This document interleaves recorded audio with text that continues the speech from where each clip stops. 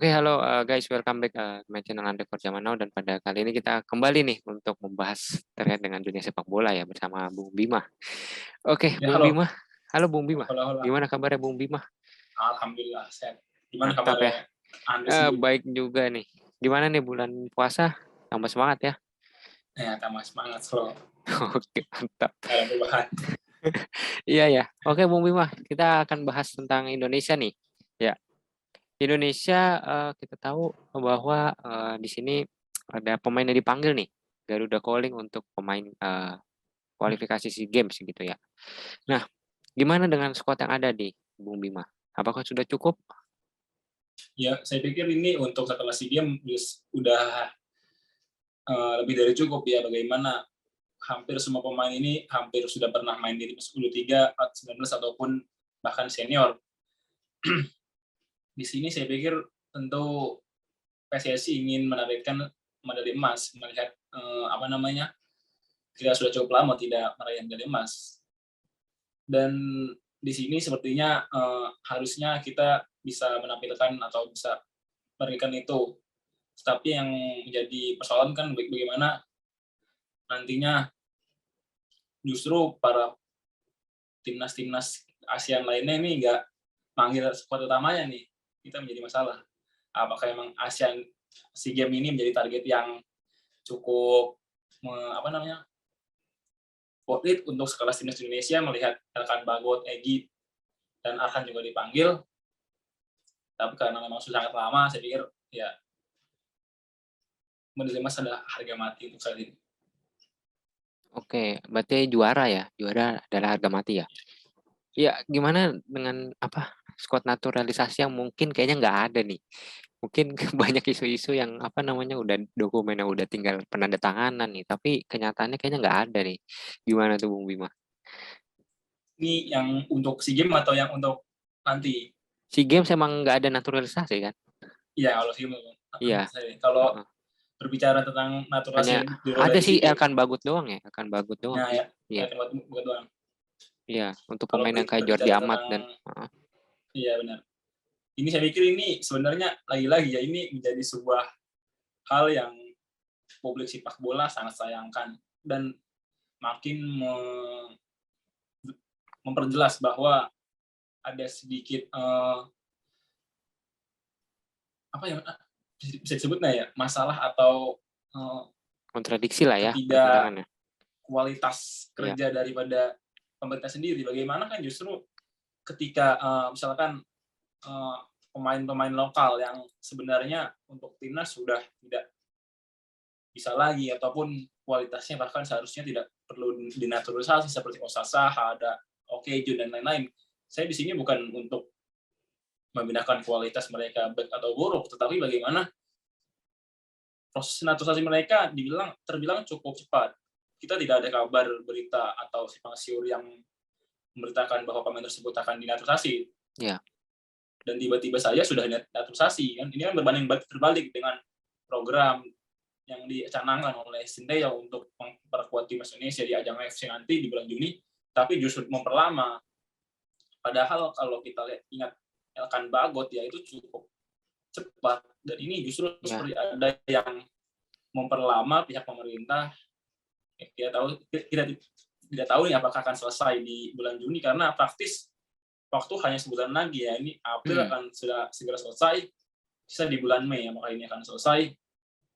Mengingat kita tahu bahwa yang masalah adalah bukan nanti bisa selesai atau tidaknya, bagaimana kan proses adaptasi yang cukup sulitan untuk timnas pemain-pemain naturalisasi ini. Kita tahu Stefano Lillipali Ya, tampil betul. cukup apik di Cambur di Liga 2 Belanda, tetapi ketika bermain di Indonesia perlu waktu 1 sampai 2 tahun, bahkan 3 tahun untuk kembali tune in kepada timnas Indonesia. Iya, betul ya. Iya, dibilang nih, oke, tadi untuk naturalisasi kita hanya ada Elkan Bagot gitu ya untuk di SEA Games ini. Untuk selanjutnya sih kita nggak tahu ya. Untuk mungkin nanti ada gitu ya di kualifikasi selanjutnya. Nah, ini terkait dengan apa ya? Ada suatu isu baru nih di mana Sadil nih dipanggil nih. Tapi di Sadil dipanggil tapi kayaknya nggak bisa gitu karena dari timnya itu baru mengizinkan setelah apa namanya, SEA Games itu baru kelar itu ya, tanggal 24 itu. Nah, sedangkan SEA Games itu selesainya tanggal 23 gitu. Gimana itu Bung Bima? Ya ini seperti yang tadi di awal ya, yang sudah saya bahas, ini yang jadi masalah, di mana karena liga-liga ASEAN ini tidak libur atau bahkan ada yang baru mulai, ini kan membuat para timnas menjadi tidak memanggil pemain utamanya. Dan sebenarnya klub juga tidak bersalah ya, karena ini bukan ajang resmi FIFA, dan organisasi para sepak bola ASEAN juga cukup mengerti akan hal itu. Sekarang bagaimana kan kembali kita ada PSSI sangat tinggi untuk menjadi juara. Kalau kita lihat di 2017, di 2018 atau bahkan 2015, nama-nama pemain yang dipanggil tidak sebutkan nama pemain timnas U23 yang kita kenal sekarang. Kita dulu waktu 2011 kita tidak tahu di Octavianus mana, kita tidak tahu Titus Bona, kita tidak tahu Patrick Wangga, kita tidak tahu Andi Firmansyah. Tetapi di SEA Games ini kita kan tahu semua pemainnya, kita hafal, kita sudah lihat itu di liga maupun di timnas, di under 19 ataupun di senior. Dan urusan pas tidaknya Nurdin Sadil ini ya memang kualitasnya bagus, tapi saya pikir tidak ada suatu masalah meskipun ataupun akhirnya nanti tidak dipanggil, karena pemain-pemain seperti ya mungkin Marcelino bisa bermain di situ, ataupun ada juga Egy, walaupun Egy tidak bisa dipanggil meskipun di Eropa. Masih banyak talenta-talenta muda Indonesia yang bisa bermain di sektor tersebut. Mungkin lebih ke ini ya, apa namanya cari komposisi lagi lah ya, lebih jelas gitu ya. Lebih ke ini apa namanya, pemain yang sudah pernah mencicipi, karena Sadil dengan menimba ilmu lah ya. Kalau ikut kan dia berarti kan mengikuti 3 SEA Games ya. Iya. SEA Games di 2017, 2019 dan sebagainya. Mungkin alasan itu ya, karena dia sudah merasakan SEA Games, mungkin jadi pertimbangan tim pelatih ataupun organisasi. Oke. Ya, kita tahu nih bahwa kayaknya apa ya, dari timnas sendiri nih, kayaknya kalau nggak ada ini lebih mengandalkan banyak dari pemain yang udah bermain di luar negeri gitu. Kita tahu nih bahwa kayak di kemarin di AFF ya, itu kan tanpa ada apa ya, pemain yang bisa dibilang kurang lengkap gitu ya. Yang Egy baru masuk gitu ya. Pas Egy baru masuk itu langsung cun gitu kan. Nah, gimana sih menurut Bung Bima nih kalau kita mengandalkan pemain yang di luar negeri gitu, sedangkan pemain yang di luar negeri mungkin jam terbangnya masih minim gitu, baru beberapa bulan gitu. Untuk jam terbang saya pikir ya itu kembali ke bagaimana pemain tersebut. Tentu kualitas latihan mereka di Eropa sangat berbeda dengan menu latihan di Indonesia. Tetapi balik lagi, sepak bola bukan soal latihan, mereka butuh sentuhan, dan ini kan menjadi masalah ketika Gillian dan juga David Maulana tidak bisa bermain, dan bahkan ada kabarnya mereka dicoret, dan Bagus Kavi juga dicoret. Ini kan menandakan bahwa mereka di satu sisi ya tidak kuat akan hal tersebut. Dan untuk saya pikir saat ini kalau ingin jam terbang, lebih baik bermain di Liga Jepang dulu ya, Liga 2 Jepang ataupun Liga 2 Korea. Karena untuk di Eropa situasinya sangat sulit, apalagi kalau hanya Liga Skotlandia, Liga Polandia, itu kan meskipun mereka liga utamanya, tapi mending di Liga 2 Jepang nih kan, karena iklimnya sama gitu kan. Iya. Nah. Bisa menimba ilmu juga sekaligus. Iya. Kayaknya lebih bagus Liga Jepang gitu ya, kalau untuk pemain yang baru ini. Agak berat itu. Kecuali langsung masuk Liga Jerman gitu kan, Liga Spanyol. Itu. Nah, ya itu benar. Ya, tapi itu kayaknya agak sulit. Sebenarnya yang ramah itu liganya Liga Jerman nih ya. Kita tahu kan para dari Jepang, Korea Selatan dari kan Jepang. Munculnya dari Jerman semua. Iya, dari kan apa yang main di Jerman itu rata-rata dari Jepang dulu kan, atau dari Korea. Nggak mungkin tiba-tiba langsung jauh kayak gitu kan. Ada prosesnya. Oke. Iya, itu kan. Iya. Sorry, itu kan ini ngomongin soal Jerman ini kan yang jadi masalah adalah karena kita kan berkeluarga negaraan tunggal ya. Sedangkan pengen kita ada di angka 199, kita tidak bisa masuk ke Premier League ataupun La Liga ataupun liga top Eropa yang lain. Ini kan menjadi sebuah persoalan. Dan kita doakan saja bahwa Elkan Bagot nih musim ini atau musim depan nggak pindah karena dia setahun lagi akan mendapatkan home ground gitu. Jadi meskipun Elkan nanti naik ke League One, League Two ataupun Championship, ini akan menjadi masalah meskipun Indonesia di peringkat 159 dunia. Oke. Ya, itu dia ya. Berarti harus liganya mending Liga Asia ya daripada Liga Eropa. Oke, kita kan beralih nih. Mungkin kita kan kebanyakan dari kemarin bahas bola gitu ya. Kita akan beralih ke futsal gitu ya. Futsal yang saat ini sedang timnas Indonesia masuk ke final nih setelah mengalahkan Myanmar ya dengan skor 6-1 gitu. Gimana nih menurut Bung Bima? Ya, ini saya pikir sebuah prestasi, sebuah pencapaian yang sudah sangat wajar ataupun sudah merupakan hal wajib untuk timnas Indonesia berada di partai final karena kita tahu untuk kawasan Asia Tenggara ya tim pertamanya Thailand, tim keduanya Indonesia. Dan untuk kedua kali di 2 tahun terakhir atau 2 edisi terakhir ya Indonesia kembali masuk final, ini menandakan bahwa kualitas liga, kualitas pemain daripada timnas Indonesia ini tidak ada penurunan. Ini tidak terlepas daripada organisasi FFI yang sangat cukup bisa dikatakan lebih baik daripada PSSI ya. Sempat ada kecewaan, ada kekhawatiran ketika Keisuke Takahashi tidak memperpanjang kontrak ataupun memutuskan tidak lagi menjabat sebagai pelatih timnas ya, tapi datangnya Muhammad Hasan Zadeh dari Iran dengan background Iran yang sangat luar biasa di dunia futsal. Ya, mampu ya. Tidak ada kekhawatiran dari fans ataupun pecinta futsal Indonesia. Dan nanti di partai final saya pikir mainnya harus nothing tulus ya. Seperti kemarin bermain di fase grup kita bagus mainnya baik ya. Karena di edisi terakhir kita dibantai 6-1 di partai final kali itu ya. Semoga saja kalaupun harus kalah ya kalah tipis ya. Seperti perlawanan seperti kata kemarin di fase grup. Peluangnya gimana nih menurut Bung Bima? Apakah berapa persen gitu? Kalau melihat permainan Thailand kemarin yang kita menang imbang, kita benar-benar di kurung ya selama 40 menit ya. Sebenarnya permainan Indonesia adalah konsentrasi. Iya, betul. Karena kemarin kita sudah unggul 2-0, tapi kan karena konsentrasi lengah ya. Ya lengah perskinetik saja di dunia futsal itu sangat fatal. Dan mungkin kalau kuntinya ini mungkin Osman Musa harus diculik dulu. Karena itu pemain sangat berbahaya itu. Iya harus apa ya bisa dibilang harus cedera atau kartu kuning gitu ya. Osman Musa ini. Ya itu iya apa namanya? Gue lihat tuh permainannya dia itu main individu aja tuh penguasaan bolanya itu udah susah gitu direbut ya. Itu harus 2 orang itu yang mengkawal itu baru. Itu pun agak susah payah ya. Posturnya baik kan. Shooting-nya baik, taping juga baik. Saya pikir ya untuk peluang kembali lagi ya karena kita sudah tahu ya, kita sudah sedikit paham atau bahkan kita juga sangat paham iklim sepak bola Thailand karena para pemain Thailand seperti Kritsada, seperti pelatihnya Black kan juga dari Thailand. Mungkin dengan hal itu kita mungkin bisa ngambil sebuah keuntungan untuk bisa menangkan pertandingan di hari ini nanti. Ya, kira-kira tadi berapa persen, Bung Bima? Oh, itu berapa persen? Tadi belum dijawab berapa persen ya? Jadi kemana-mana di pembahasan. Sulit kalau untuk berapa persen nih.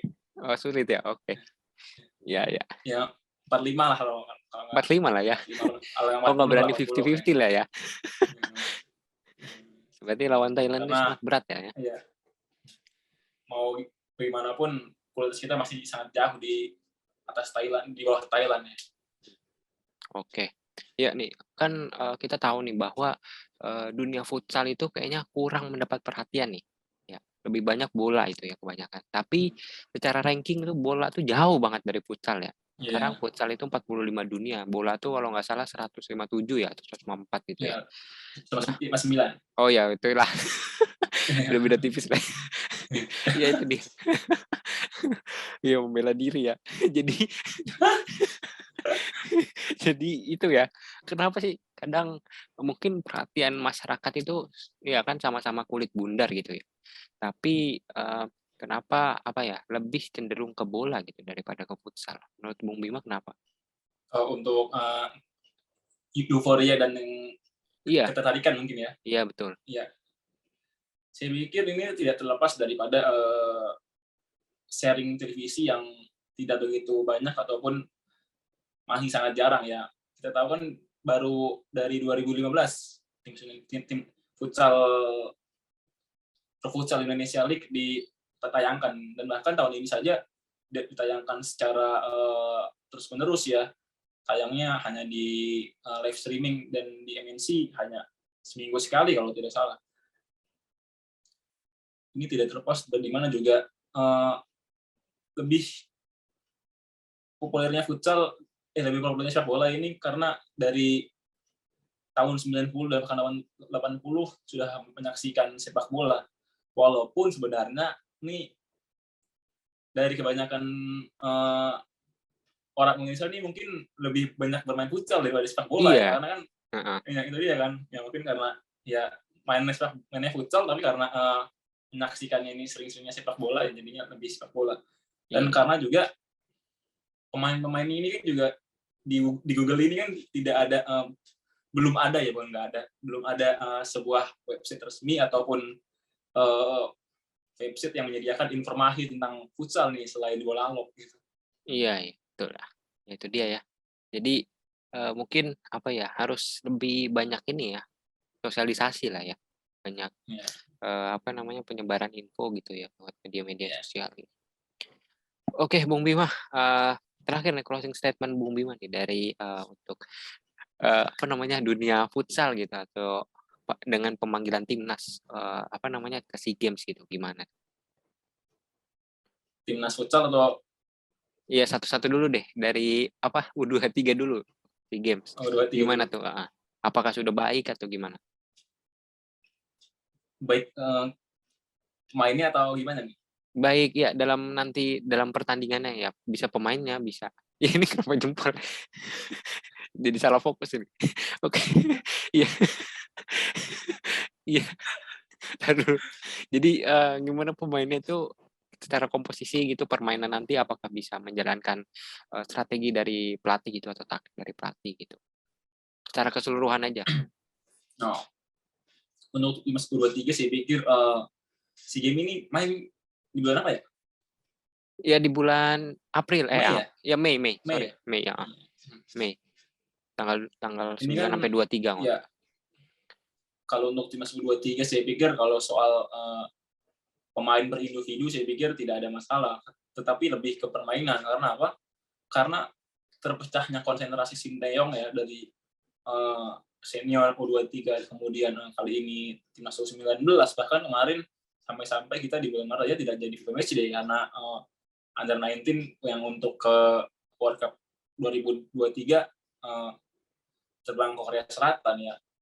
Saya pikir ini, PSSI harus menunjuk pelatih baru ya, atau Bima Sakti mungkin bisa menggantikan Sinteyong ya, karena Sinteyong ini memegang 3 tim sekaligus berat ya.